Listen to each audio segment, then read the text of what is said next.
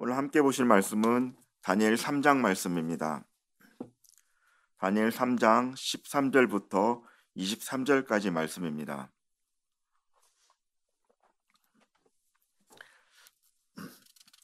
다니엘 3장 13절로부터 23절까지 말씀을 저와 여러분이 한 절씩 교독하시겠습니다. 느부갓네살 왕이 노하고 분하여 사드락과 메삭과 아벳느고를 끌어오라 말하며 드디어 그 사람들을 왕의 앞으로 끌어온지라.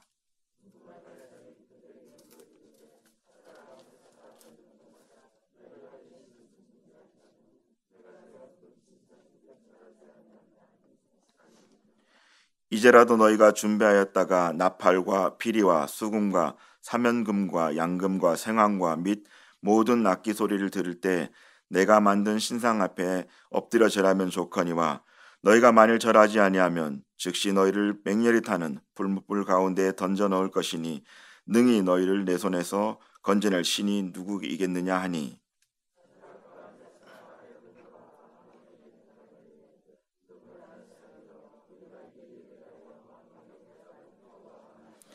왕이여, 우리가 섬기는 하나님이 계시다면 우리를 맹렬히 타는 풀무불 가운데에서 능히 건져내시겠고 왕의 손에서도 건져내시리이다.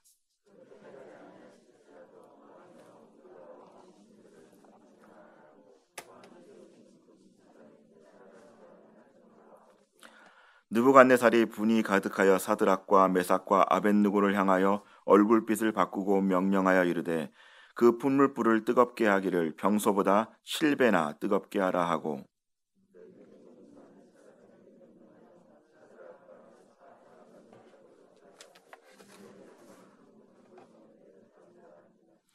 그러자 그 사람들을 겉옷과 속옷과 모자와 다른 옷을 입은 채 결박하여 맹렬히 타는 풀무불 가운데에 던졌더라.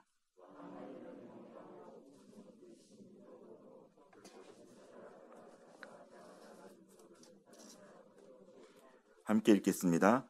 이 세 사람 사드락과 메삭과 아벳느고는 결박된 채 맹렬히 타는 풀무불 가운데에 떨어졌더라. 아멘. 기도하시겠습니다.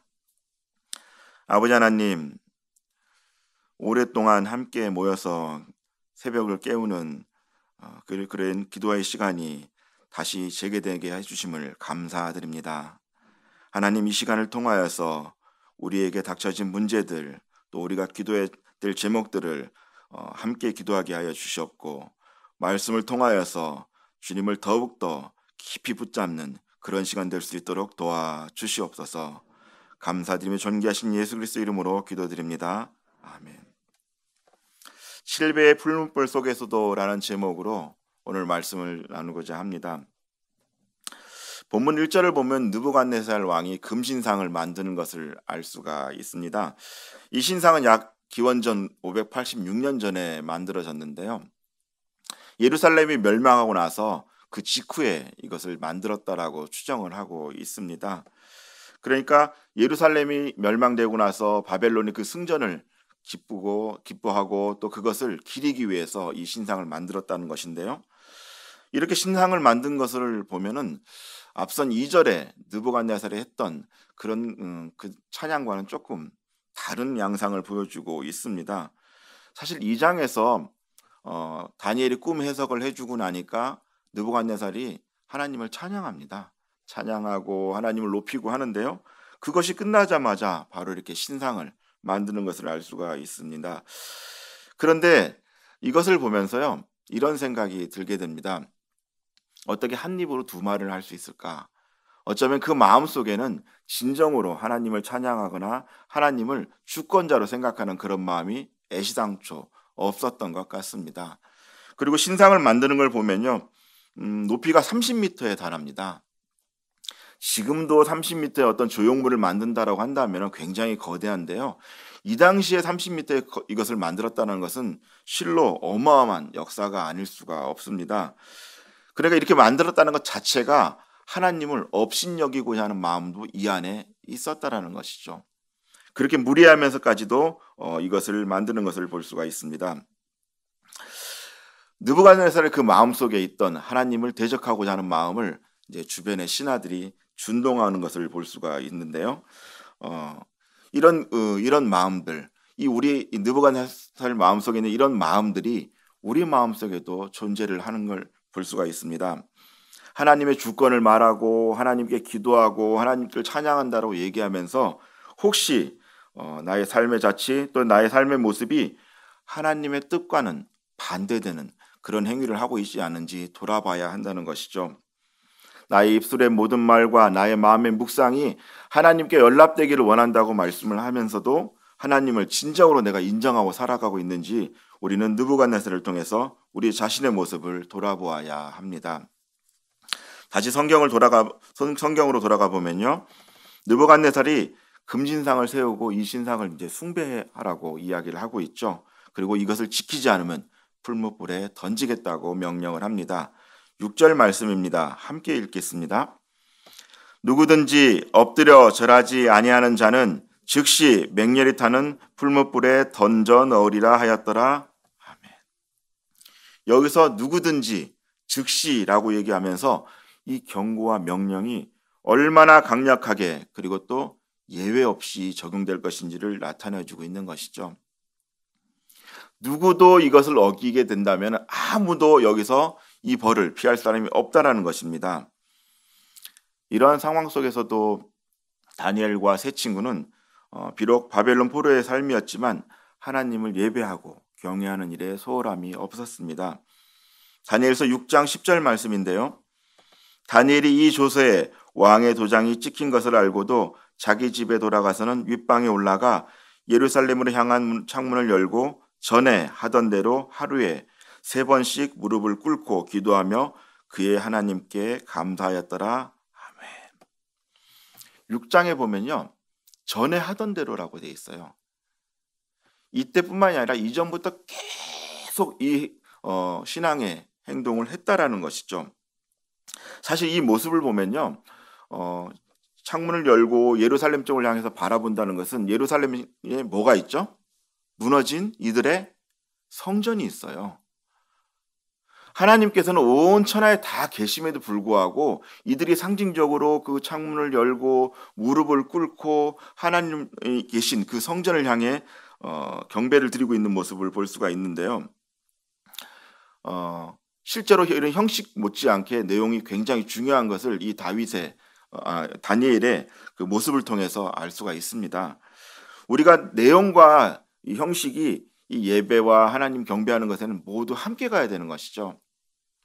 내 행동은 그렇게 하지 않으면서 내 마음만 그렇다, 아니면 그 반대다, 이것이 다 옳은 모습은 아니라는 것입니다.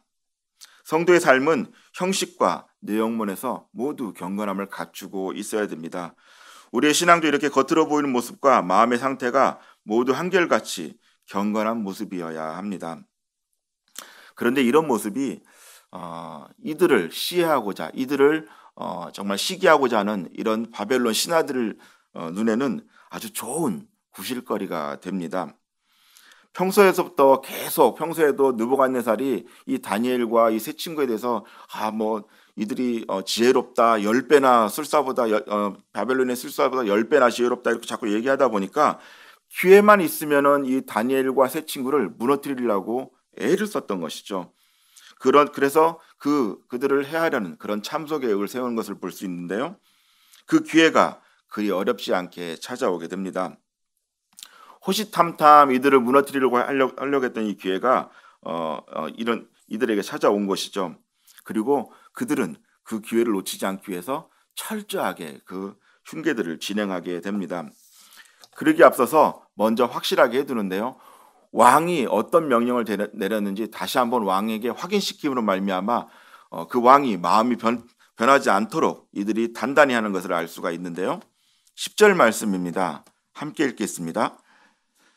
왕이여, 왕이 명령을 내리사 모든 사람이 나팔과 피리와 수금과 사명금과 양금과 생황과 및 모든 악기 소리를 듣거든 엎드려 금신상에게 절할 것이라. 아멘. 왕이 다니엘과 세 친구를 신임하는 것을 보고 왕의 선택을 좁게 만드는 거예요. 했던 말을 금방 번복할 수가 없잖아요. 그러니까 금신상을 숭배하라는 명령을 왕이 내리신 게 맞죠? 라고 해서 다시 한번 확인을 시키고 있는 것입니다. 은근히 왕이 행동할 수 있는 행동 반경을 좁게 만드는 거죠. 그리고 나서 11절의 말을 이어갑니다. 누구든지 엎드려 절하지 아니하는 자는 맹렬히 타는 풀무불 가운데에 던져 넣음을 당하리라 하지 않으셨나이까? 라고 다시 한번 이제는 그것을 어기는 사람들에게 어떻게 징벌을 가할 것인지에 대해서도 분명히 못을 받고 있는 것이죠. 새 친구들을 향해서 계속해서 올무가 조여오는 것을 알 수가 있습니다. 그리고 이 이야기가 끝나자마자 왕이 마음을 바꾸기 전에 바로 이 새 친구들이 이것을 어겼다라고 해서 왕에게 참소하는 것을 볼 수가 있습니다. 걸릴 수밖에 없는 함정을 만들어 놓고 그들이 걸리기를 바라면서 기다리고 있었던 것이죠. 이것을 보면 마치 우는 사자와 같이 삼킬자를 찾아다니는 마귀와도 같다라는 생각이 좀 듭니다. 우리가 깨어있지 않는다라고 한다면 여기에 꼼짝없이 넘어질 수밖에 없는데요. 물론 이들은 계속해서 기도하며 경배하며 깨어있었음에도 불구하고 이런 악한 자의 괴계를 피할 수는 없었습니다. 이제 새 친구들은 왕명을 어긴 죄로 왕 앞에 끌려와서 신문을 받게 되는데요. 그들은 전에 하던 대로 무릎을 꿇고 계속해서 기도했던 것에 대한 신문을 받게 됩니다. 14절 말씀입니다. 느부갓네살이 그들에게 물어 이르되 사드락 메삭 아벳느고야 너희가 내 신을 섬기지 아니하며 내가 세운 금신상에게 절하지 아니한다 하니 사실이냐? 이렇게 말하면서 사실을 확인하고 또 느부갓네살은 이들을 아꼈기 때문에 회유를 합니다. 지금이라도 너희들이 찬양을 하면 용서해 줄게라고 해서 슬슬 회유를 하기 시작하는 것이죠. 참 새 친구의 입장에서 보면 난감하지 않을 수가 없습니다. 본인들은 하나님 열심히 예배드리고 그런 상황이었는데 어려운 상황에 빠진 것이죠. 그리고 말 한마디 잘못하게 되면 금방 죽을 수밖에 없는 그런 상황에 놓인 것을 볼 수가 있는데요. 이런 상황 앞에서 이들이 이렇게 얘기를 합니다. 사실 이들 상황을 보면은 누가 도와줄 수 있는 상황은 아니에요.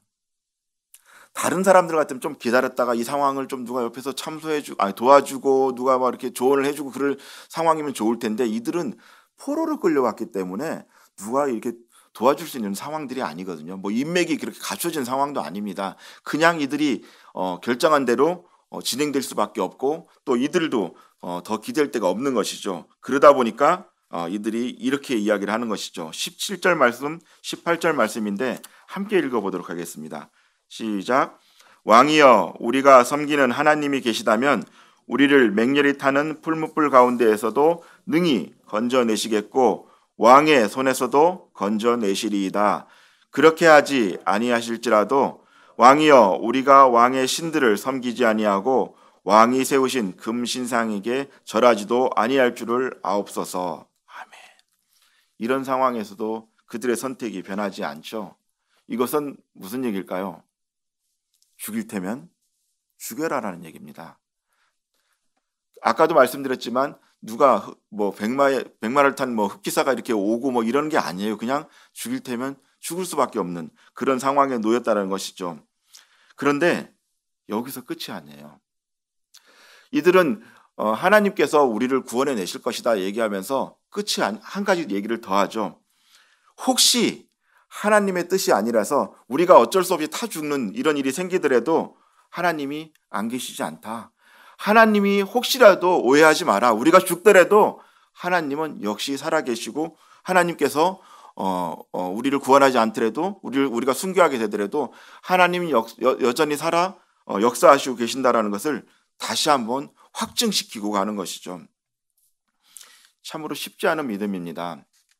자기 죽을 거 생각하지 않고 혹시 내가 그냥 죽으면 이들이 오해해서 하나님이 안 계실까 그렇게 생각할까 봐 이것을 못 받고 가는 그들의 믿음을 볼 수가 있습니다. 우리도 기도하면서 하나님께 구하는 것을 앓을 때가 있죠. 하나님 이렇게 해주십시오 저렇게 해주십시오라고 구할 때가 있는데요. 그것이 뜻대로 이루어지면 내 뜻대로 이루어지면 하나님을 찬양하게 되고 그렇지 않으면 정말 하나님은 계시기는 하는 건가 아니면 하나님이 내 기도를 듣고는 계시는 거야 라고 불경스러운 의심을 할 때도 있습니다. 그런데 결론부터 말씀드리자면은 하나님께서는 내 뜻대로만 기도를 들어주시는 분이 아니라는 것입니다. 기도의 목적이 하나님의 뜻을 꺾고 그리고 내 뜻대로 내가 원하는 대로 하기 위한 것이 아니라는 것이죠. 그렇기 때문에 기도의 결과가 내 뜻대로 내 뜻과는 다른 결과가 나올 수가 있습니다. 그렇지만 그런 때라도 하나님을 원망하기보다는 가장 먼저 하나님의 섭리를 먼저 인정해야 됩니다. 그리고 두 번째는 그분의 뜻이 어디에 있는지 구해야 되는 것이죠. 왜 내가 원하는 대로 되지 않았어라고 하나님께서 도대체 나를 갖다가 어떻게 생각하시는가라고 생각하는 것이 아니라는 것이죠. 하나님의 섭리가 어디에 있는지 일단 하나님의 섭리를 먼저 생각하는 우리가 되어야겠습니다. 기독교에서 기도의 궁극적인 목적은 하나님과의 소통이고 또 하나님과의 사귐이고 하나님과의 우정 쌓기라고 이야기를 합니다. 그렇기 때문에 우리가 하나님께 기도할수록 그분을 신뢰하게 되고 하나님의 뜻이 이 땅에서 이루어지기를 원해야 되는 것이죠. 다니엘과 세 친구가 그런 기도를 하고 있는 것입니다. 비록 내 뜻대로 나를 풀무불에서 건져내지 아니하실지라도 그것이 하나님의 뜻이라면 순종하겠다는 그 순종의 마음이 우리의 삶의 자리에서도 있어야 하겠습니다.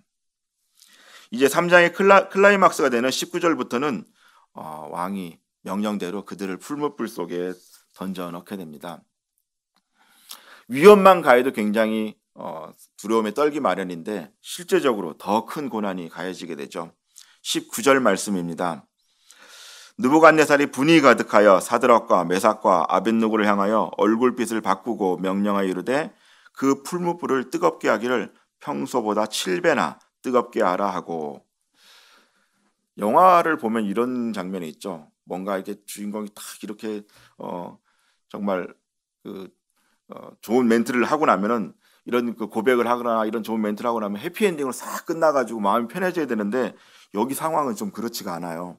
이런 믿음의 고백을 하면 하나님이 확 나타나가지고 느부갓네살 막 목 조이고 다 치고 이래야 되는데 이런 게 아니라 7배나 강한 풀무불이 더해집니다. 고통이 더해진다는 것이죠. 얼마나 뜨거운지 그들을 그 풀무불에 집어넣으려고 옆에서 붙잡고 있던 사람들까지도 타 죽을 지경으로 굉장히 뜨거운 이런 고난이 가해지는 것이죠. 참으로 암담한 이런 장면이 아닐 수가 없는 것입니다. 우리의 삶이 그런 상황에 놓일 때가 있습니다. 어려운 상황에서 사업을 하시는 분들도 계시고요. 또 중한 병에 걸려 있는 분들도 계십니다. 가정을 또 어렵게 세워가려고 하는데도 계속 가정이 세워지지가 않고 어려움이 그 가정에 계속 있을 수도 있고요. 이 외에도 나에게 닥친 여러 가지 어려운 문제점들이 있을 수가 있습니다. 이런 어려운 가운데서도 내가 예배하고 계속해서 하나님을 의지하고 애쓰며 하나님을 경배하려고 하고 있는데요. 그런데 이 문제가 금방 해결되는 것이 아니라 다니엘의 세 친구에게 가해졌던 것처럼 7배나 더 뜨거운 풀무불 같은 고난이 그 위에 덮쳐질 때가 있다는 이야기입니다. 내가 지금 어려운데 그 위에 고난이 더욱더 가해질 때가 있다라는 얘기죠. 악 소리가 절로 나옵니다. 그런데 그때 어떻게 하시겠습니까? 이들처럼 그리 아니하실지라도라고 고백을 하면서 그렇게 7배나 더 가해진 그런 풀무불과 같은 고난 속으로 나아가시겠습니까? 사랑하는 성도 여러분, 우리에게 그 고난 앞으로 나아갈 수 있는 그런 믿음의 고백이 있어야 합니다. 이러한 어려움 속에서도 여전히 나를 붙들고 계시는 하나님을 믿는 믿음으로 당당하게 나아갈 수 있기를 당부드립니다. 사업을 하면서 예전에 편법을 쓰지 않으려고 하다 보니까 계속해서 어려움이 닥치더라고요. 업계에서 그냥 할 수 있는 그런 편법이고 눈 한번 질끈 감으면 진행될 간단한 것인데 그것을 안 하다 보니까 계속 회사가 어려워지게 되고 또 가정도 동달아 어려워지게 되었습니다. 그것만 있는 게 아니에요. 그렇게 하면 다른 사람들이 그래도 저 사람은 뭔가 자기가 정의를 지키려고 하다 보니까 저런 어려움을 당하는 거야 라고 할 줄 아는데 그렇지 않더라고요. 비아냥거립니다. 비아냥거리고 종교에 미쳐서 저렇게 하면서 융통성도 없다느니 그러면서 계속해서 비난을 가하는 사람들도 있더라고요. 그러다 보니까 실제적인 상황도 어려운데 마음은 더 어려워지는 그런 경험을 했던 적이 있습니다. 그렇다 보니 붙잡을 수 있는 분이 한 분밖에 안 계시더라고요. 정말 이런 상황이 되니까 하나님밖에 붙잡을 사람이 없어요. 누구한테 이 얘기를 할 수도 없고요. 그저 예배당에 와서 하나님께 울부짖는 그 방법밖에 없더라는 것이죠. 돌이켜보니 그때가 저희 믿음이 더 두들겨지며 연단되는 시기였음을 알게 되었습니다. 이런 고난을 통해 하나님을 선택하는 방법을 알려주셨던 것이죠. 지금 걷고 있는 우리의 길이 고난을 가로질러 가고 있는 길입니까? 또 게다가 이 길 위에 엎친 데 덮친 격으로 더욱 큰 어려움이 더해졌습니까? 그렇다면 더욱더 하나님을 붙잡으시길 바랍니다. 내 뜻대로 해주시면 하나님을 붙잡고, 그렇지 않으면 하나님이 계시니 안 계시니가 아니라 어떠한 상황이라도, 심지어는 7배나 더해지는 그런 고통이 나에게 더해지는 상황이라도 하나님에 대한 믿음을 굽히지 않기를 원합니다. 이렇게 내가 하나님을 신뢰할 때, 그때 비로소 하나님의 마음을 얻을 수가 있습니다. 사드락과 메삭과 아벳느고가 믿음으로 하나님의 마음을 얻자 이제 하나님께서 그때부터 일하기 시작합니다. 27절 말씀인데요. 함께 읽겠습니다. 총독과 지사와 행전관과 왕의 모사들이 모여 이 사람들을 본즉 불이 능히 그들의 몸을 해하지 못하였고 머리털도 그을리지 아니하였고 겉옷빛도 변하지 아니하였고 불탄 냄새도 없더라. 아멘. 그들이 7배나 뜨거운 풀무불 속에 있었으나 그들이 털끝 하나 다치지 않은 것을 볼 수 있습니다. 어떠한 어려움 가운데 있더라도 하나님께서 함께 하시니까 그들이 해를 당하지 않았습니다. 뿐만 아니라 여기 자세히 보시면요, 총독과 지사와 행정관, 이들은요 다니엘과 이 세 친구들을 음해하려는 자들이었어요. 이들 앞에서 다시 하나님께서 이 세 친구들을 세우는 것을 볼 수가 있는데요, 특별히 원수의 목전에서 일하시는 하나님이심을 믿기를 원합니다. 시편 23편 5절 말씀입니다. 주께서 내 원수의 목전에서 내게 상을 차려주시고 기름을 내 머리에 부으셨으니 내 잔이 넘치나이다. 아멘. 바벨론 신하들의 괴계에 의해서 죽을 수밖에 없었던 그들이 하나님을 향하여 믿음의 고백을 하자 그들을 더욱더 어려운 상황에서 그들이 그 어려운 상황에 나올 수 있었고요. 이제는 하나님께서 그들을 높이시게 됩니다. 말씀을 정리하려고 하는데요, 요즘 참 많이 힘들다는 이야기를 듣게 됩니다. 코로나19로 인해서 활동이 제약을 받게 되고, 그러면서 사업이 어려워지고, 또 직장도 또 매출이 안 오르니까 어려움이 닥치게 되고요. 그리고 학생들도 또 등교를 못 하게 되니까 계속 그 학생들과 이제 집에 같이 있다 보니 부모님들과의 갈등도 심해지게 되고, 또 그로 말미암아 계속된 어떤 그런 긴장으로 인해서 어려움들이 점점 더 커져간다라는 이런 상담을 하시는 분들도 있습니다. 또 코로나보다 더 꼬여있는 문제로 인해서 어려움들을 호소하는 분들도 있죠. 그런 개인적인 문제들은 내가 해결할 수 있는 문제들이 아닙니다. 내가 해결할 수 있는 문제들이 사실 없습니다. 이런 상황에서 모든 문제를 해결하시는 분이 하나님이심을 믿어야 합니다. 내가 해결하려고 하는 것이 아니라 그 하나님이 해결하시는 믿고 그분만을 바라봐야 되는 것이죠. 우리가 풀무불을 끄거나 아니면 거기서 기어 나올 수가 없는 것입니다. 하나님께서 풀무불 가운데서도 지켜주셔야 하고요, 거기에서 꺼내주셔야 합니다. 내가 아니라 문제의 키를 쥐고 계신 하나님께서 풀어주셔야 합니다. 그렇다면 우리는 무엇을 해야 할까요? 하나님께서 알아서 해주시겠지 하고 가만히 있으면 될까요? 우리는 어떠한 순간에도 하나님에 대한 의리를 지킴으로 오늘 말씀 중 가장 중요한 것, 하나님의 마음을 얻어야 합니다.